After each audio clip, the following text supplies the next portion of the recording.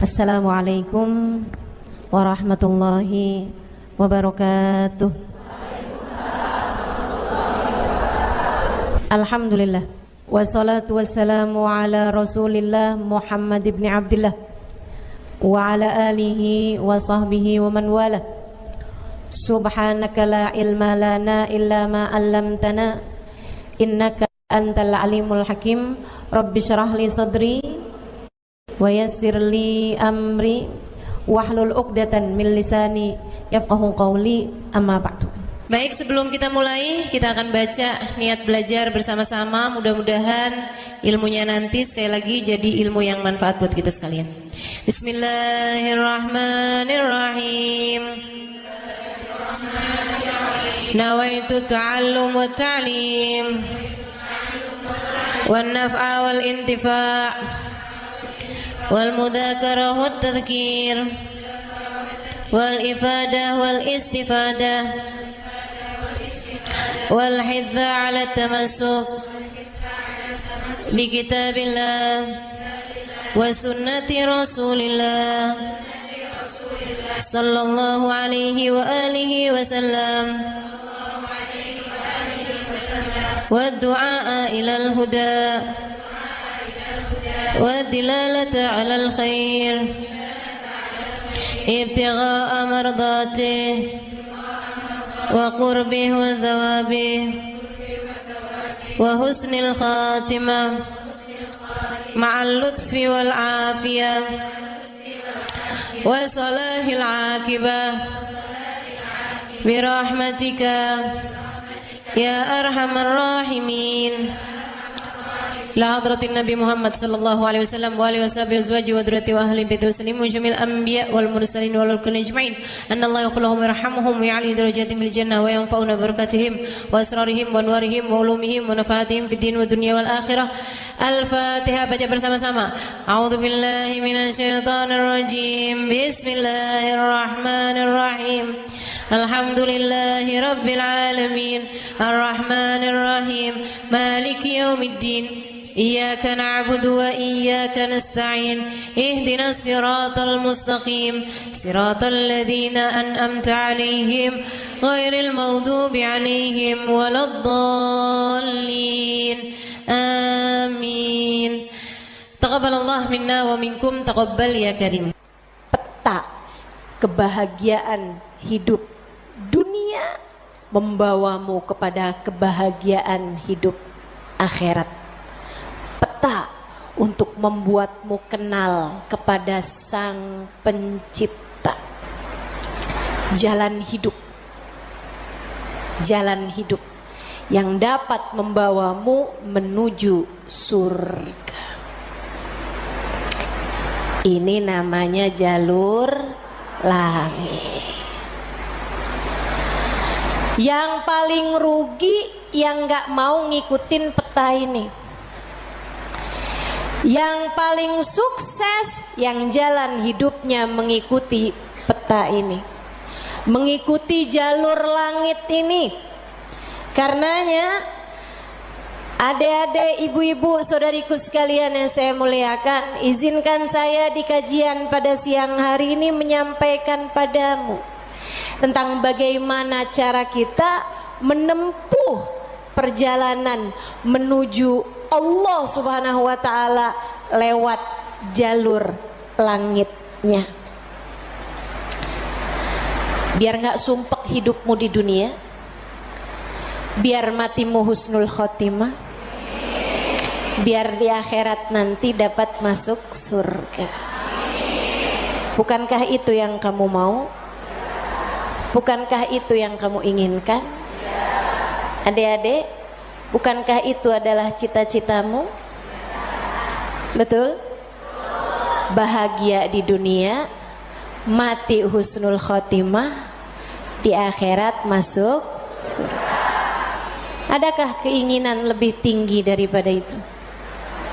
Adakah cita-cita lebih mulia daripada itu? Enggak ada. Mesti menempuh jalur langitnya, karena surga adanya di langit. Karena segala kebaikan-kebaikan turun dari alam langitnya Allah Subhanahu wa taala menuju ke alam dunia ini.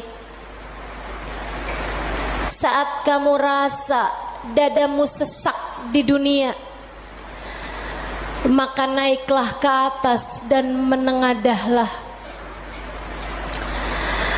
Maka dada langit siap untuk merengkuhmu, menjadikan sesakmu tak lagi bernilai apa-apa. Sesakmu jadi lega, sesakmu jadi lega.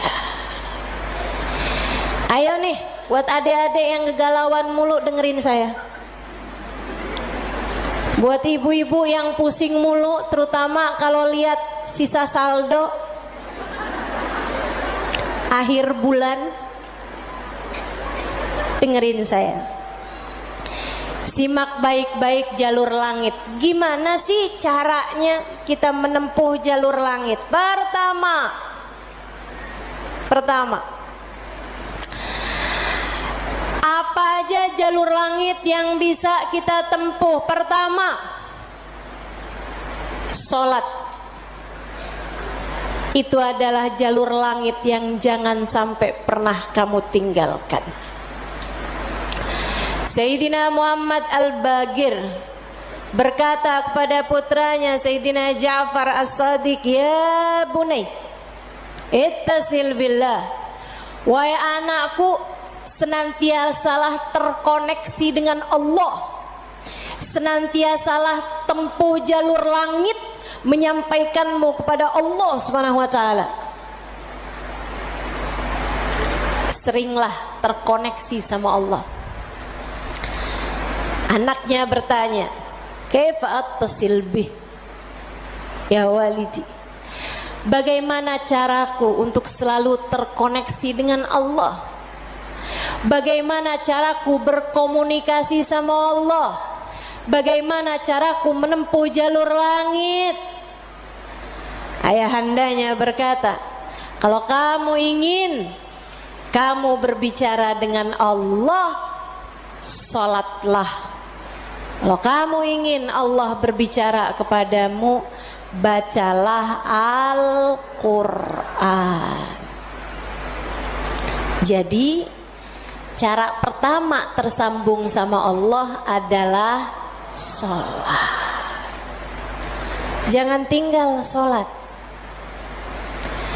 Jangan tinggal sholat meski siapapun yang mengatakannya. Misalnya ada orang gelarnya apa kek, profesor, doktor, belakang namanya juga ada banyak. Ada banyak gelar-gelar SAG, sarjana alam gaib. Misalnya gitu. Tapi sebenarnya apa SAG itu ya? Sarjana agama. Oh, maafkan saya ya. Saudaraku sekalian yang saya muliakan, sepanjang apapun gelar yang dimiliki seseorang, kalau dia sampai mengatakan misalnya sholat, itu sudah tidak relevan lagi di zaman sekarang. Agama ini semakin maju. Karenanya makna sholat bukan seperti yang disampaikan para ulama. Misalnya dia ngomong begitu, sholat itu tujuannya mengingat Allah, aqimis sholata lidzikri. Kamu kalau udah bisa ingat Allah nggak pakai sholat, ya itu udah cukup sebagai sholat. Nah nih, hati-hati ucapan-ucapan yang tidak bertanggung jawab semacam ini.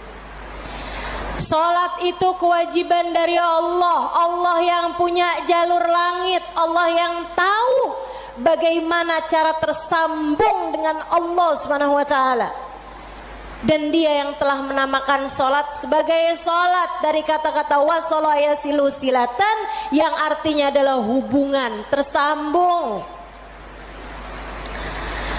Orang yang punya sholat menjaga sholatnya, dia akan senantiasa tersambung dengan Allah. Dia adalah orang-orang yang menjaga jalur langit. Komunikasi langitnya tetap tersambungkan. Jagain sholat. Dek, jagain. Tapi saya belum bisa khusyuk Ustazah. Nggak apa-apa. Saya masalahnya kalau sholat suka ngelambiar pikiran kemana-mana Ustazah. Sama. Saya juga. Sama. Tapi nggak apa-apa. Jangan pernah tinggal sholat. Imam Ghazali bahkan menyebutkan salah satu penyebab kematian dalam su'ul khatimah, salah satu penyebab iman tercabut dari dalam hati di saat kematian datang, na'udzubillah min dzalik, nomor 1 tarkus sholah, meninggalkan sholat. Tiang agama kita. Siapa yang sholatnya benar, ibadahnya benar. Siapa yang ibadahnya benar, hidupnya benar. Siapa yang hidupnya benar, bakalan matinya benar. Siapa yang matinya benar, di akhirat dapat kehidupan yang menyenangkan. Karenanya mesti, harus, nomor 1 kamu benahi dalam hidupmu, jangan tinggal sholat. Sesibuk apapun kamu, sholat jangan tinggal, Dek. Sedang mengerjakan aktivitas penting semacam apapun, sholat jangan pernah tinggal, Bu. Jangan pernah tinggal sholat. Sebab orang kalau lagi ninggal sholat, bukan hanya karena dia nggak mau sholat, tapi karena dia tidak diizinkan Allah untuk menghadap kepadanya, telah diputuskan jalur antara dia dengan Allah Subhanahu wa taala. Naudzubillah min dzalik, jalur langit telah terputus darinya. Itu kayak punya HP tapi nggak ada sinyal, nggak bisa dibikin apa-apa HP-nya. Punya HP nggak ada sinyalnya, Bu, nggak ada kartunya, mau dipakai apaan? Mau dipakai ngulek sambel? Ya kan enggak gitu. Karenanya teman-teman sekalian, sholat jangan tinggal. Kamu kalau dibikin sama Allah dalam hidup nggak ngerjain sholat, kamu perlu menangisi hal tersebut. Kenapa gitu? Saya sering sampaikan, orang ketika sholat bukan hanya karena dia mau sholat, akan tetapi karena dia masih punya nilai di sisi Allah, sehingga Allah masih izin. Allah kalau benci sama satu makhluknya, sama seorang hambanya, Allah nggak akan izinkan orang tersebut menghadapkan dirinya kepada Allah dalam sholatnya. Dia kirain dia yang nggak mau sholat, padahal Allah yang nggak mau dia menghadap kepadanya. Telah diputus jalur antara dia dengan Allah Subhanahu wa ta'ala. Na'udzubillah min dzalik. Ada yang nanya sama saya, Ustazah, saya nih kan lagi belanja nih Ustazah, kan sibuk tuh kan. Belanja di mana? Di mall Ustazah. Boleh nggak Ustazah saya jamak sholat saya? Lah, nge-mall di jamak sholat? Agak nih. Belanja ke pasar, sholat udah sampai di jamak-jamak. Innalillahi. Boleh nggak Ustazah? Nggak boleh lah. Yang boleh jamak sholat itu kalau bepergian, itu pun juga dengan jarak keluar kota 82 km. Tapi kalau kurang dari itu, nggak boleh mengerjakan jamak sholat. Katanya Nabi Muhammad, man jama'as shalah bi ghairi udrin faqad atababan min abwabil kabair. Siapa yang suka ngumpulin sholat, jamaah sholat tanpa ada alasan yang dibenarkan, dia sedang mendatangi salah satu pintu dari pintu-pintu dosa-dosa besar. Dia tanya, boleh nggak Ustazah jamaah sholat? Nggak boleh, kecuali karena ada alasan yang dibenarkan. Emang kenapa gitu Ustazah? Kamu kalau kepengen hidup dipentingkan sama Allah, maka kamu harus mementingkan Allah. Sholat adalah gambaran tentang kamu mementingkan Allah, maka insya Allah hidupmu akan dipentingkan oleh Allah.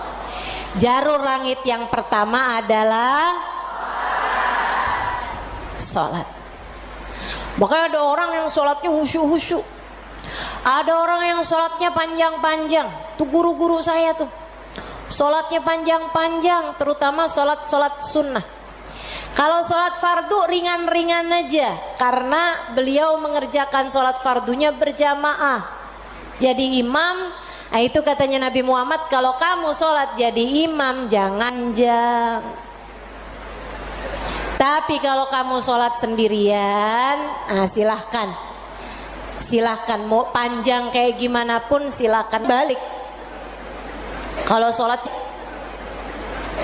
jadi imam, Bismillahirrahmanirrahim. Jadi imam, Bismillahirrahmanirrahim. Jadi imam. Dalam sholat sendirian, Bismillahirrahmanirrahim. Jalur langit yang indah, jangan pernah jadikan doa hanya sekedar, sebab doa adalah semua yang kamu perlukan.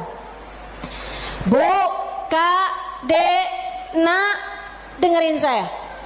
Kamu yang sekarang adalah hasil dari doa-doamu di masa lalu. Coba liatin dirimu itu. Kamu yang sekarang adalah hasil dari doa-doamu di masa lalu. Orang-orang besar yang kamu lihat sekarang ini adalah hasil dari doa-doanya di masa-masa lalu. Oh, kamu lihat, orang itu pinter banget ya. Adalah karena di masa dulunya, di masa kecilnya, di masa remajanya, ia selalu mengangkat tangan untuk minta dari Allah Subhanahu wa taala, Rabbi zidni ilman nafi'a. Ya Allah, tambahkanlah untukku ilmu yang bermanfaat. Ya Allah, ajarkanlah kepadaku ilmu-Mu. Ia selalu minta kepada Allah Subhanahu wa taala ilmu, sehingga Allah pun memberi kepadanya ilmu. Siapapun yang kamu kenal, orang-orang hebat-hebat yang ada di sekitarmu, itu adalah hasil dari doa-doanya di masa-masa lalu. Tinggal kamu lihat dirimu itu. Kamu pengen jadi kayak gimana? Tempuhlah jalur langit dengan perbanyaklah berdoa. Dan itu bukan hanya urusan dunia, urusan akhirat lebih jelas lagi. Sampai saya pernah dengar satu cerita, ada dua orang, ibadahnya di dunia sama, ibaratnya nilai rapotnya nih sama persis. Nilai rapotnya sama persis waktu hidup di dunia. Dua-duanya sama-sama soleh, dua-duanya. Akan tapi yang satu dimasukkan ke dalam surga, kan ke surga Firdausul A'la yang paling tinggi. Yang dinaikkan di surga yang bawahnya, dia protes, ya Rob,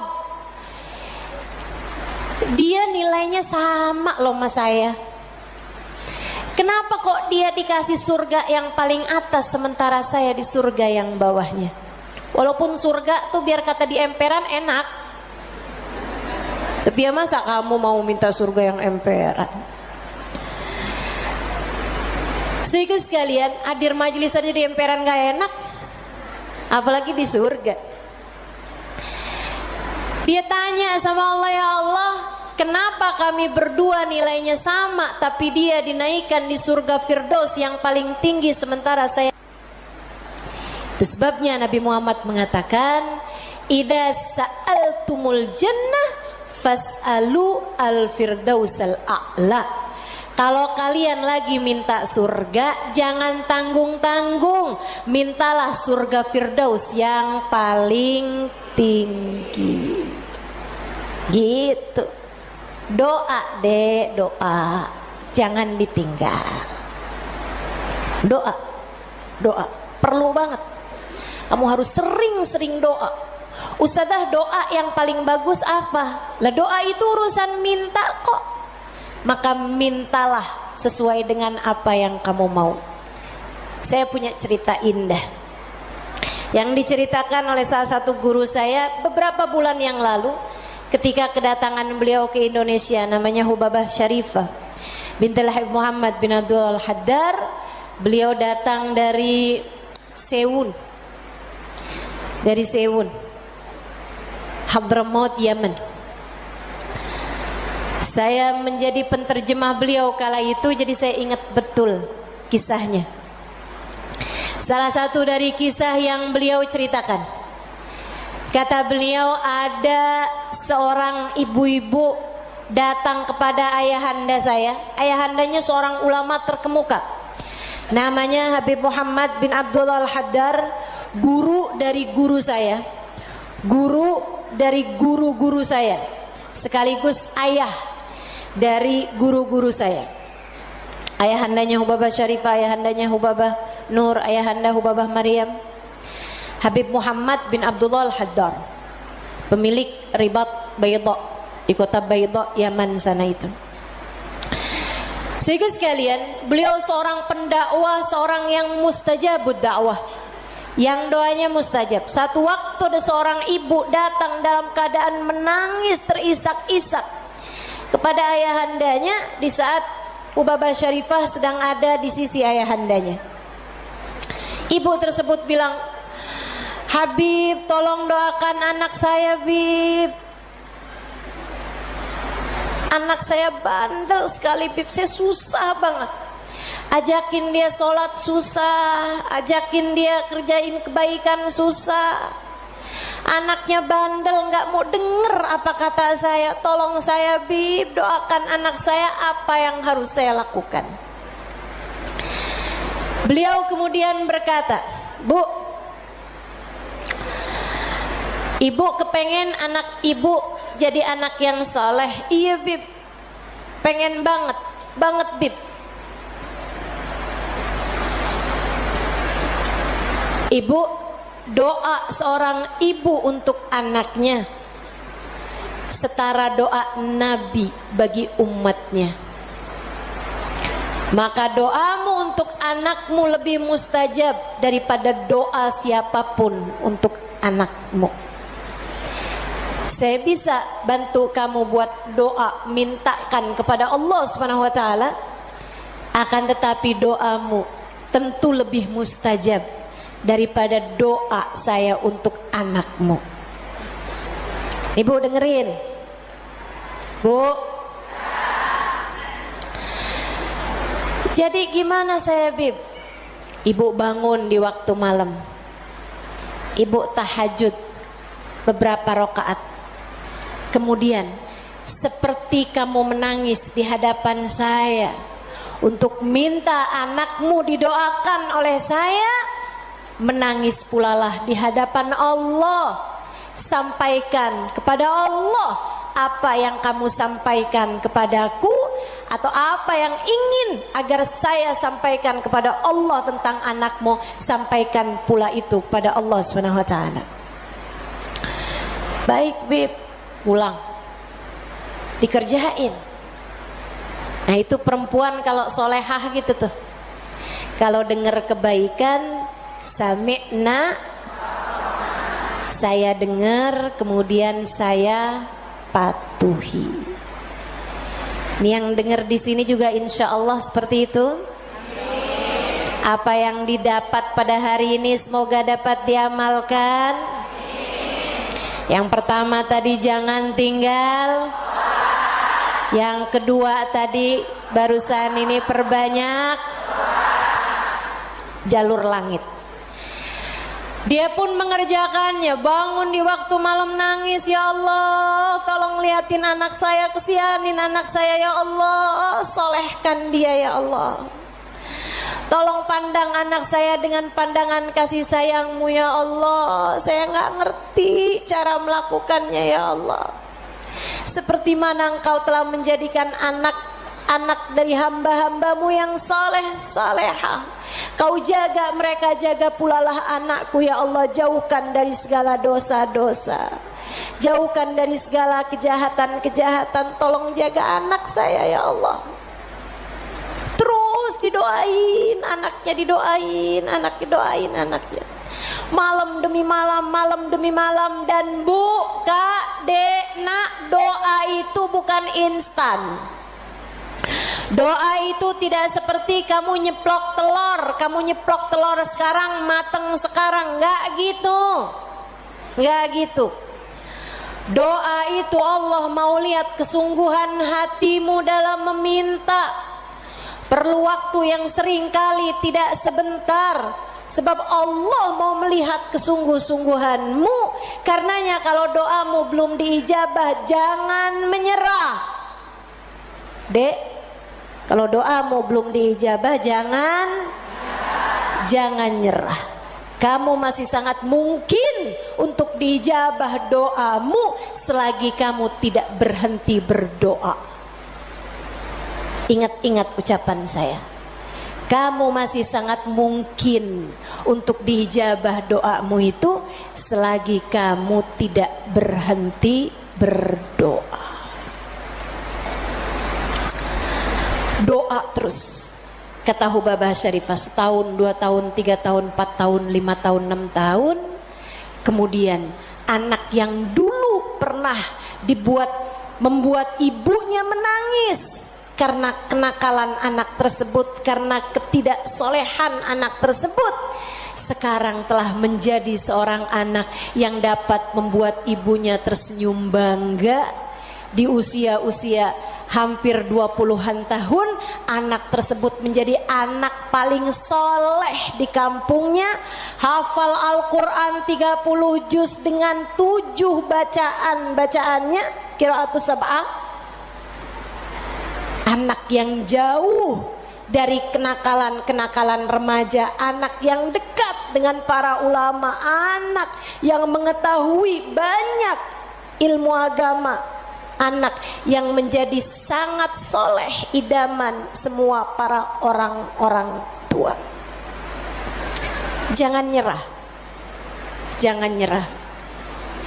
Jika kehidupan membuatmu tersungkur, itu adalah waktumu untuk membenamkan dirimu dalam sujud-sujud panjang kepasrahan.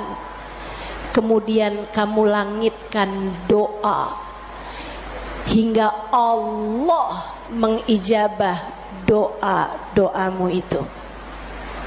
Saya ulangi. Jika badai kehidupan membuatmu jatuh tersungkur, itu adalah saat yang tepat untukmu membenamkan wajahmu dalam sujud-sujud kepasrahan.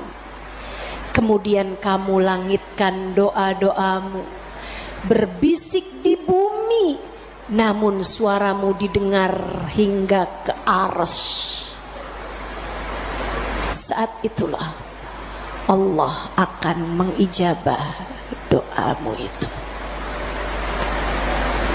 Jangan pernah berhenti berdoa. Jangan remehkan doa. Jangan remehkan doa. Saya, Dek, pernah muda juga kayak kamu. Ya masa lahir langsung gede gini. Sewaktu saya remaja, masuk umur 12 tahun, 13 tahun. Sebelum balik bahkan saya udah berada di pondok pesantren.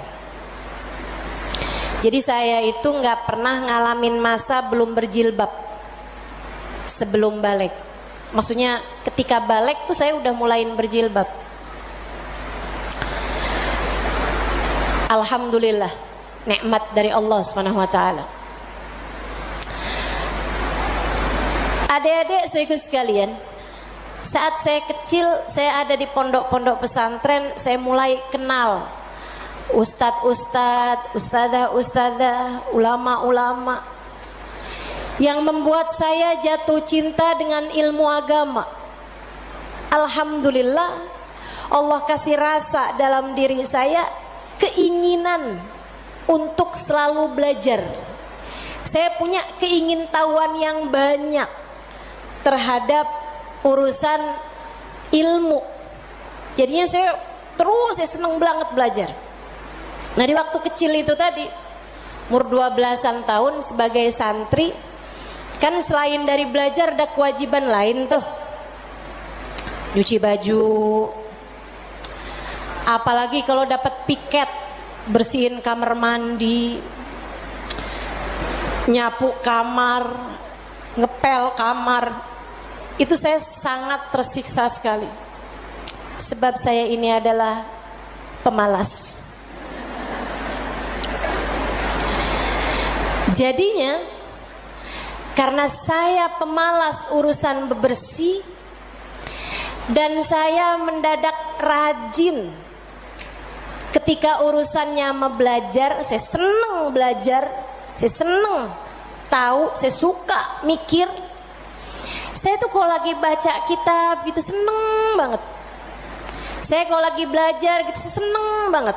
Apalagi kalau ustadzahnya yang nyampein ilmu dengan cara-cara yang sangat saya sukai gitu, ngasih tahu hal-hal yang nggak ada di dalam kitab gitu.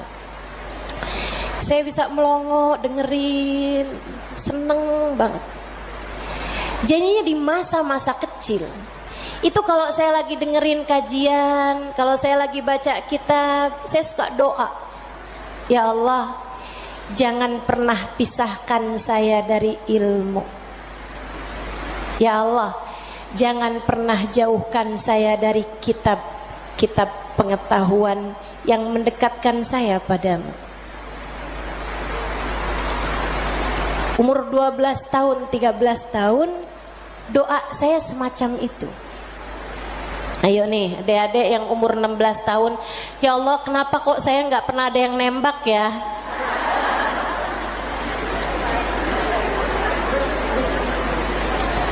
Kata Allah, ya karena aku sayang padamu, karena aku berkehendak untuk menjagamu gitu.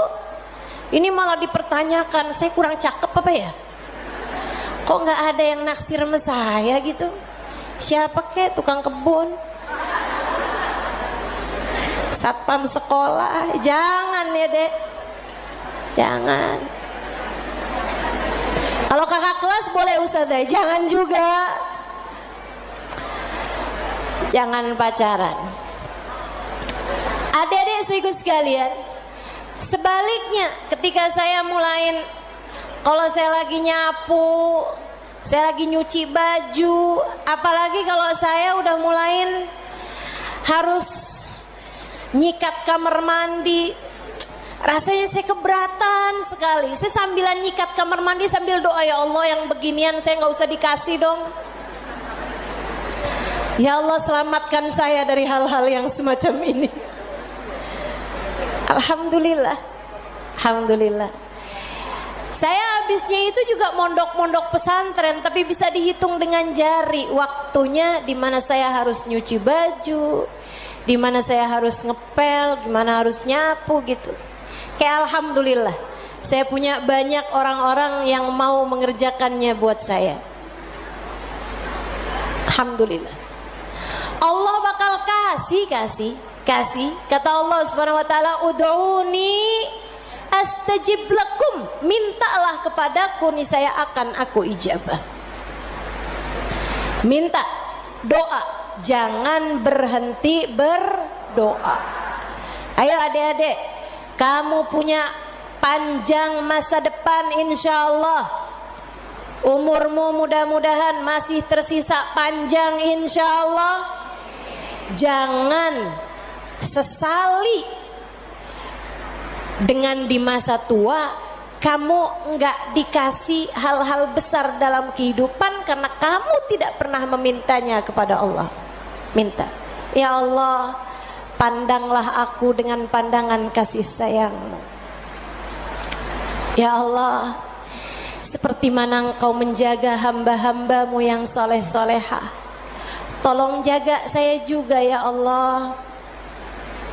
Dek, minta sama Allah. Saya serius berkata padamu, dengarkan saya. Saya menyampaikan nasihat sebagai orang tua kepadamu, Dek, kepadamu nak. Minta sama Allah, yang dekat sama Allah. Karena kalau kamu merasa, kok saya punya orang tua nggak terlalu sayang ya sama saya, kamu tahu nggak? Kenapa dalam hidup kamu seringkali merasa bahwa orang tuamu nggak cukup sayang sama kamu, guru-gurumu sepertinya nggak sayang sama kamu. Saya kasih tahu, saat Allah membuat hatimu patah dari berharap kepada manusia, itu adalah cara Allah untuk mengenalkan kasih sayangnya yang tak terbatas padamu. Dekatilah Allah. Orang lain mungkin merasa bosan denganmu, tapi Allah tidak. Allah tidak. Allah tidak akan bosan denganmu kecuali jika kamu yang bosan dengannya. Allah tak akan meninggalkanmu kecuali jika kamu yang meninggalkan Allah. Maka atas nama cinta saya sampaikan padamu, Dek, dengerin saya. Bu, dengerin saya. Atas nama cinta saya sampaikan padamu, jangan pernah tinggal Allah. Yang dekat sama Allah, mintalah terus kepada Allah. Mintalah terus kepada Allah. Minta pandangan kasih sayangnya tertuju padamu. Minta Rahman Rahimnya, rahmatnya Allah kasih kepadamu. Minta agar dalam keadaan apapun Allah tak pernah berhenti menyayangimu.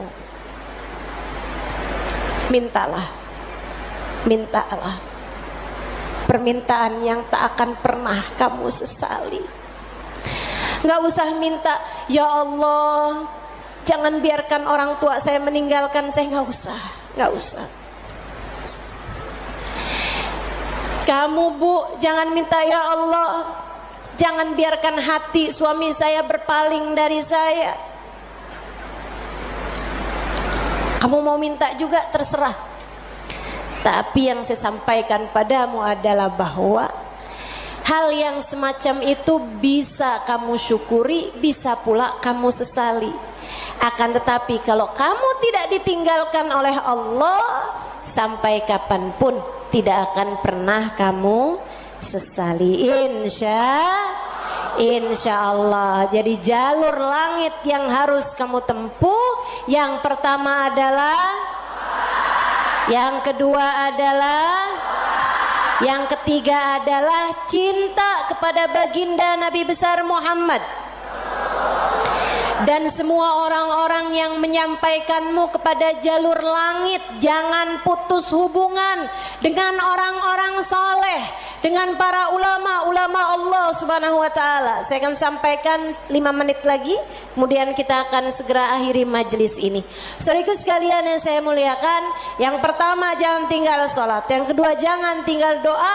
Jalur langit yang ketiga yang harus saya sampaikan padamu adalah milikilah guru yang dapat menyampaikanmu kepada Allah. Milikilah jalur langit yang dapat menyampaikanmu kepada Allah. Cintai orang-orang soleh di atasmu.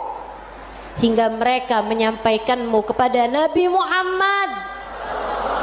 Kemudian Nabi Muhammad menyampaikanmu kepada Allah. Beliaulah tali Allah Subhanahu wa taala.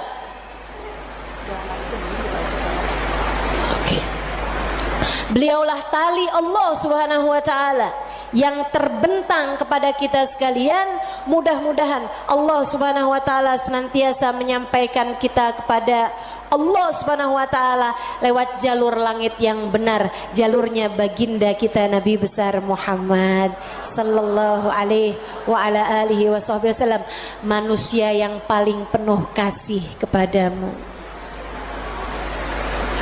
Andai kamu tahu seperti apa sayangnya Nabi Muhammad kepadamu, niscaya air matamu akan senantiasa meleleh karena rindu padanya. Andai kamu tahu seperti apa cintanya Nabi Muhammad kepadamu sebagai umatnya, niscaya kamu akan menyibukkan dirimu bersolawat kepadanya, dan itu adalah merupakan salah satu dari tangga-tangga yang mendekatkanmu padanya. Andai kamu tahu seperti apa cintanya Nabi Muhammad dan pengorbanannya kepadamu, niscaya kamu tak akan berharap cinta manusia selain daripada cinta Nabi Muhammad sallallahu alaihi wasallam. Maka 3 jalur langit ini kalau kamu tempuh, kamu tidak akan pernah tersesat jalan. Kamu akan sampai di tujuan. Peta kehidupannya menjadi terbaca dan kamu akan melangkah tanpa keraguan. Jika 3 jalur langit ini kamu tempuh, dari sholat tidak ada yang kamu tinggal, dan kamu tambahi dengan ibadah-ibadah sholat-sholat sunnah pula, terutamanya di keheningan malam, di sepertiga malam yang terakhir. Juga doa, dalam keadaan apapun kamu memperbanyak berdoa. Saat kamu bersama dengan orang-orang saleh, saat kamu duduk di majelis-majelis ilmu adalah saat yang begitu indah untuk kamu berdoa, meminta kepada Allah Subhanahu wa taala jalla jalaluhu wa ta'ala azamatu. Kamu jadikan doa tidak hanya sekedar, melainkan semua yang kamu perlukan.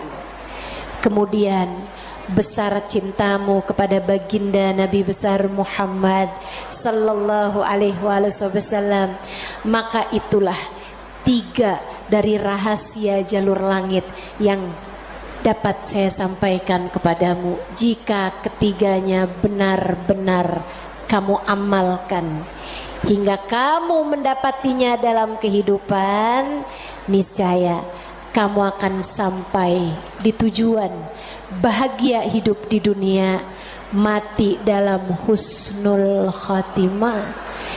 Di akhirat kamu akan diperkenankan masuk ke dalam surga tanpa hisab, tanpa adab, birahmatika ya arhamar rahimin wa bijudika ya ajwadal ajwadin innahu waliyu dzalika wal qadir alaih.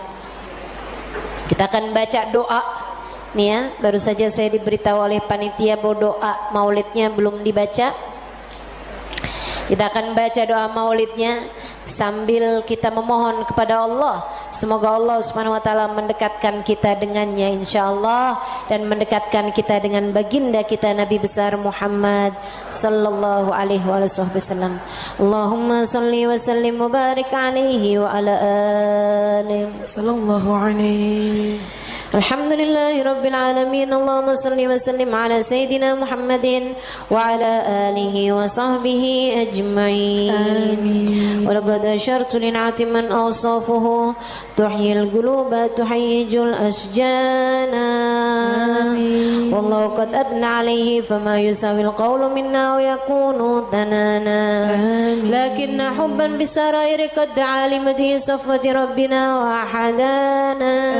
Amin. وإذ امتزجنا بالمودة ها هنا نرفع أيدي فقرنا ورجانا بالواحد الأحد العلي إلهنا متوسلين بمن إليه دعانا مختاره وحبيبه وصفيه زين الوجود به الإله حبانا يا ربنا يا ربنا يا ربنا بالمصطفى اقبلنا أجب دعوانا أنت لنا يا دخرنا في هذه الدنيا وفي أخرانا أصلح لنا الأحوال واغفر ذنبنا ولا تؤاخذ ربي إن أخطأنا واسلك بنا في نهج طه المصطفى ثبت على قدم الحبيب خطانا أرنا بفضل منك طلعة أحمد في بهجة عين الرضا ترعانا واربط به في كل حال حبلنا وحبال من ود ومن والانا المحسنين ومن أجاب نداءنا وذوي الحقوق وطالبا أوصانا الحاضرين وسعيا في جمعنا ها نحن بين يديك أنت ترانا ولقد رجوناك فحقق سؤلنا واسمع بفضلك يا سميع دعانا وانصر بنا سنة طه في بقاء الأرض واجمع كل من عادانا وانظر إلينا واسكنا كأس الهنا واشفي وعافي عاجلا مرضانا واقض لنا الحاجات. Silakan sebutkan hajat masing-masing.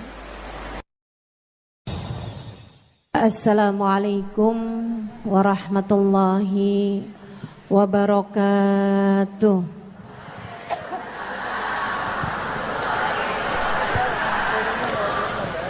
Alhamdulillah.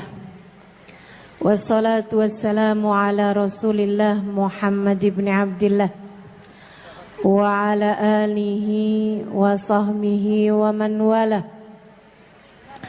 Subhanaka la ilma lana illa ma 'allamtana innaka antal alimul hakim. Rabbi shrah li sadri wa yassir li amri wahlul 'uqdatan min lisani yafqahu qawli.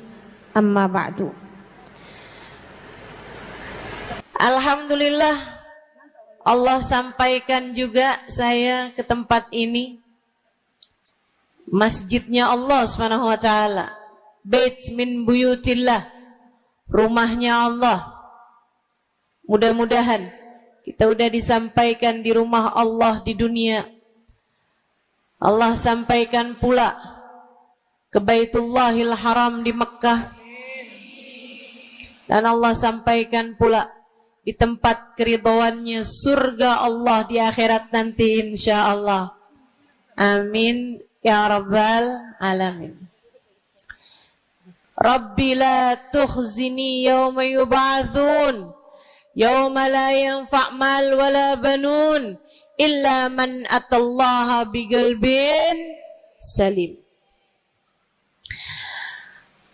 Kata Nabi Ibrahim yang Allah tuliskan dalam Al-Quran, ya Allah, jangan kecewakan aku, jangan buat aku susah pada hari di mana Engkau membangkitkan hamba-hambamu. Nanti di akhirat saat manusia dibangkitkan, ya Allah, jangan buat saya susah, jangan buat saya kecewa. Yauma la yanfa' mal wala banun. Hari yang itu loh ya Allah, hari yang tidak bermanfaat orang bawa harta, hari yang tidak bermanfaat orang bawa anak. Yang bermanfaat hanyalah orang yang datang pada Allah biqalbin salim, dengan membawa hati yang selamat. Karenanya siapapun di antaramu yang akan menuju ke akhirat, semua dari kita menuju ke akhirat. Siapapun di antaramu yang kepengen di hari akhiratnya nanti menjadi orang yang tidak susah, menjadi orang yang tidak sedih, menjadi orang yang tidak kecewa, menjadi orang yang tidak ketakutan, menjadi orang yang berhasil.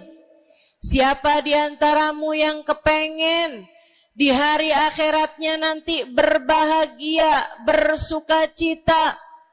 Siapa yang kepengen di hari akhiratnya nanti bergembira? Pastikan saat-saat ini, saat hidupmu di dunia ini, pastikan kamu sedang menuju kepada keselamatan hati. Hatimu selamatkan. Hatimu selamatkan, teman-teman. Hatimu selamatkan.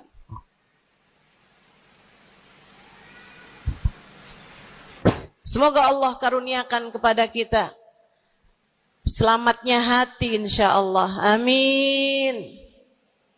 Semoga Allah menyelamatkan hati kita semua. Semoga Allah menyelamatkan hati kita semua. Nabi kita Muhammad menyebutkan dalam salah satu hadisnya,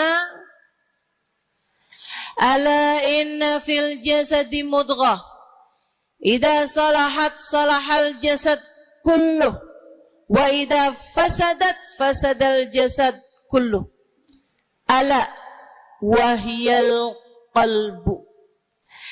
Kata Nabi, ketahuilah sungguhnya dalam diri manusia terdapat segumpal darah. Apabila ia bagus, ia selamat, ia bersih, selamatlah seluruh anggota tubuhnya. Apabila ia rusak, ia hancur, ia gelap, ia mati, maka hancur pulalah seluruh anggota tubuhnya.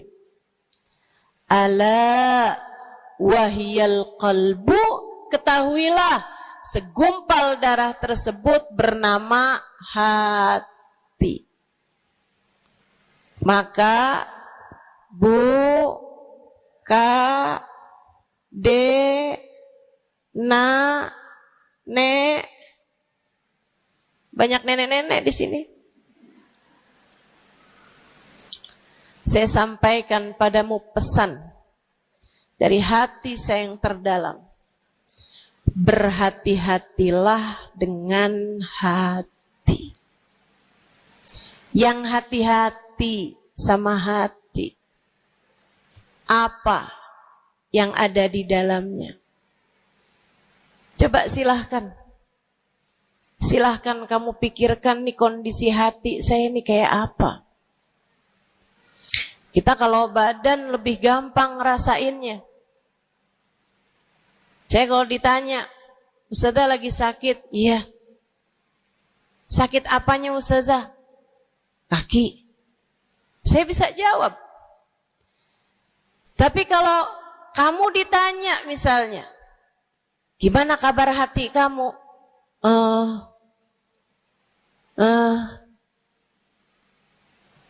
Gimana kabar hatimu? Sehatkah? Sakitkah? Atau bahkan sakaratul maut? Hatimu bercahayakah? Gelapkah? Atau bahkan mati? Bagaimana kabar hatimu, teman-teman? Bagaimana kabar hatimu? Innallaha la yanzur, kata Nabi Muhammad dalam hadis yang lain.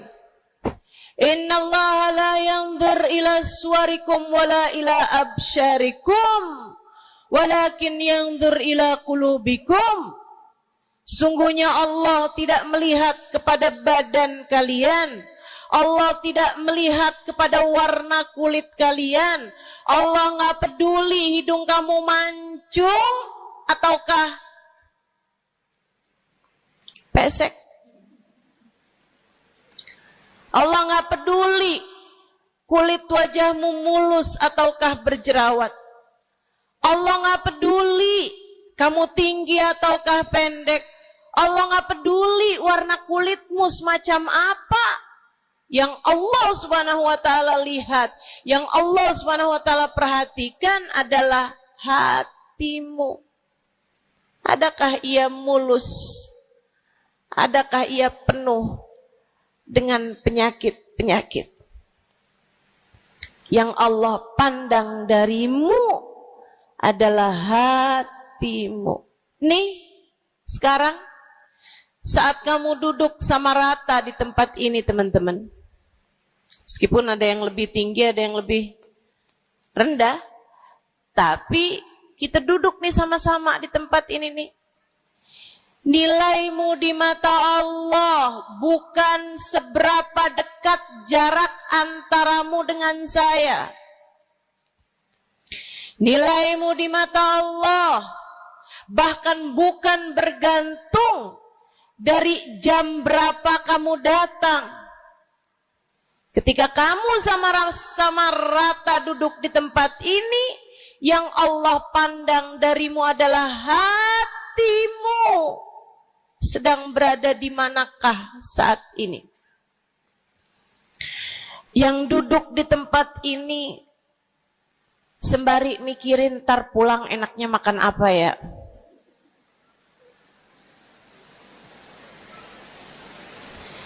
Yang duduk di tempat ini sambil mikirin, kok saya lapar ya? Iya, belum sarapan.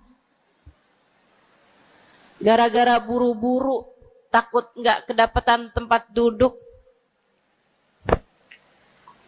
Gara-gara buru-buru, kepengen bisa lihat mukanya Ustazah Halimah yang viral.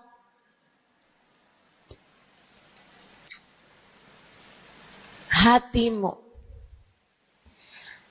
Allah melihat darimu, nilaimu di hadapan Allah. Nilaimu di hadapan Allah saat ini bukan bergantung dari seberapa awal kamu datang, bukan bergantung pada hal-hal yang lainnya, akan tetapi yang Allah lihat darimu adalah hatimu.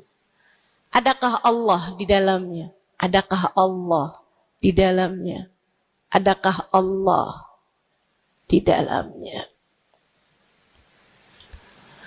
Pun demikian dengan kamu saat sholat, pun demikian saat kamu sedang sedekah. Semuanya masalah hati, teman-teman. Semua masalah hati. Kata guru saya Sayyidil Habib Umar bin Hafid, al-madar kullal madar fi salahil gulub. Urusan segala urusan, sumber segala macam urusan, dasar segala macam urusan ada pada bagusnya hati. Kalau udah hatinya bagus, bagus semuanya. Kalau udah hatinya busuk, busuklah semuanya.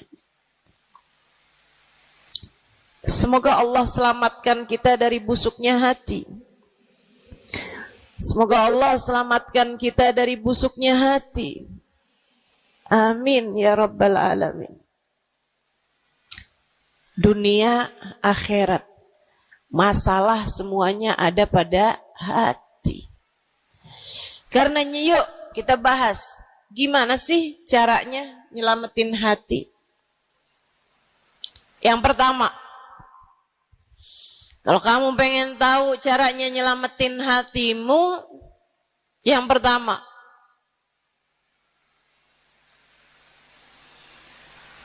bersihkan sampah-sampahnya.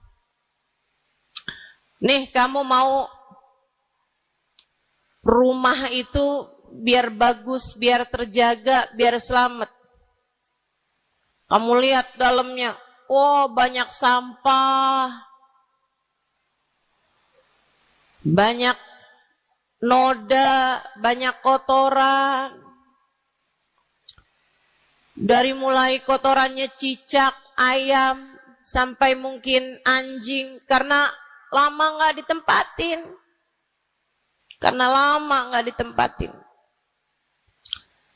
Ada banyak di antara kita yang kondisi hatinya semacam itu. Sampah begitu banyak dalam hatinya.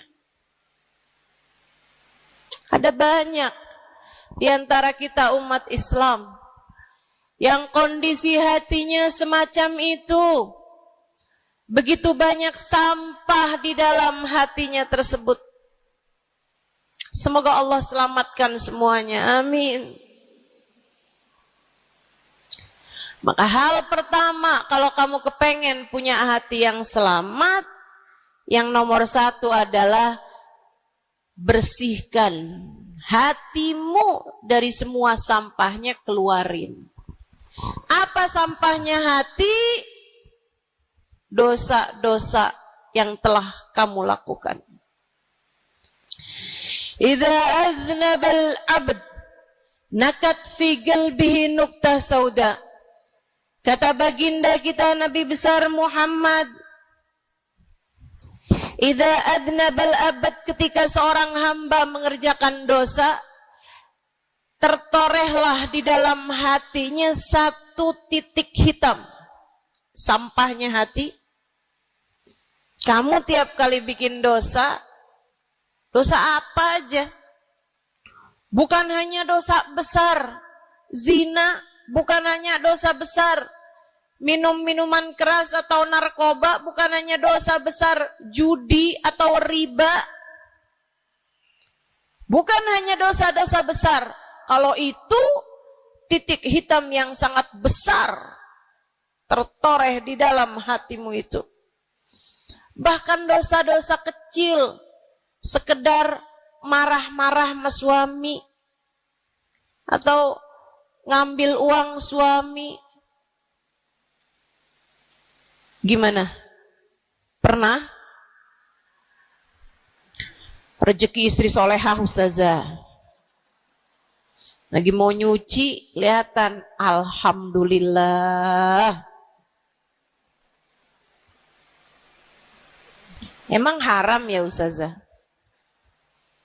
Ya haram, bukan punya kamu. Kan katanya ada hak istri dalam harta suami. Iya betul kalau dia kasih. Kalau dia kasih, kalau nggak kasih, nggak halal juga. Bahkan dosa-dosa kecil, seperti melihat tetangga, terus kamu bilang, ya ampun, cakep banget ya. Nyesel saya nggak kawin sama dia.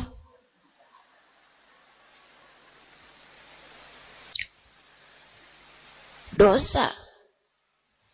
Seperti memandang seseorang dengan pandangan menghina. Seperti membicarakan aib orang lain. Setiap kali kamu berbuat dosa, apapun bentuk dosanya, satu titik hitam tertoreh di dalam hatimu itu. Ini istighfar wa tab. Musih. Kalau dia beristighfar, kalau dia bertaubat, dihapuslah titik hitam tersebut. Wa illa, kalau enggak, ya tetap aja ada. Kamu bikin dosa lagi, bikin dosa lagi, bikin dosa lagi, bikin dosa lagi. Enggak pernah istighfar, enggak pernah memperbaiki diri. Aurat tidak kamu tutup dengan baik. Sehingga akhirnya setiap kali kamu keluar dilihat oleh laki-laki yang bukan mahrammu. Satu titik hitam, satu titik hitam, satu titik hitam. Sampai terkadang hati seseorang dipenuhi dengan titik-titik hitam. Hatinya menjadi legam. Hatinya menjadi penuh dengan titik-titik hitam. Semakin bertambah lagi, jadilah karat. Jadilah karat. Kalau udah jadi karat, na'udzubillah. Ini yang Allah sebutkan di dalam Al-Quran.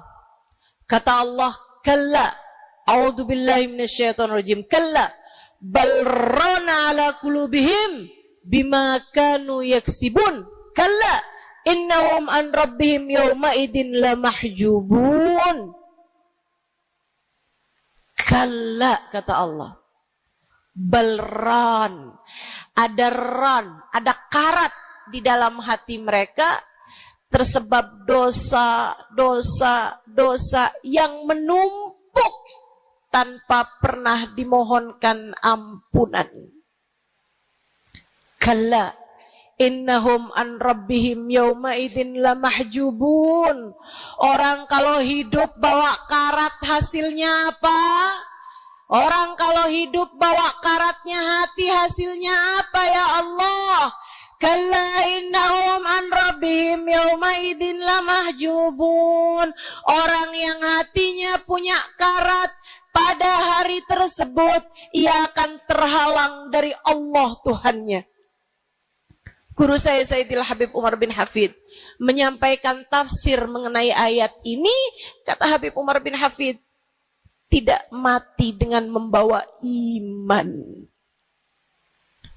Orang yang hatinya penuh dengan karat, apabila datang ajal menjemput, iman tercerabut dari dalam hatinya, hingga ia pun mati, keluar dari atas muka bumi ini dengan tanpa membawa iman Islam. Dia keluar dari atas muka bumi ini bukan sebagai hamba Allah, bukan sebagai umat Nabi besar Muhammad sallallahu alaihi wa ala alihi wasallam. Dia meninggal dunia dalam keadaan su'ul khatimah. Na'udzubillah min dzalik. Jangan biarkan karat memenuhi hatimu. Jangan biarkan hatimu dosa-dosa yang telah kamu lakukan menjadi berkarat dalam hatimu itu. Saya kesian sama kamu. Nggak apa-apa. Hidup terus-terusan ngontrak, nggak apa-apa. Hidup nggak pernah punya kendaraan sendiri, nggak apa-apa. Nggak pernah punya HP yang canggih, nggak apa-apa. Saya hidup di atas muka bumi ini, nggak pernah ada yang datang melamar saya. Jadinya sampai di usia di atas 30-an tahun, saya masih menjomblo, Ustazah. Nggak apa-apa. Ustazah, saya udah menikah 10 tahun, belum ada anak juga, Ustazah. Nggak apa-apa. Ustazah, suami saya kawin lagi, Ustazah. Nggak apa-apa.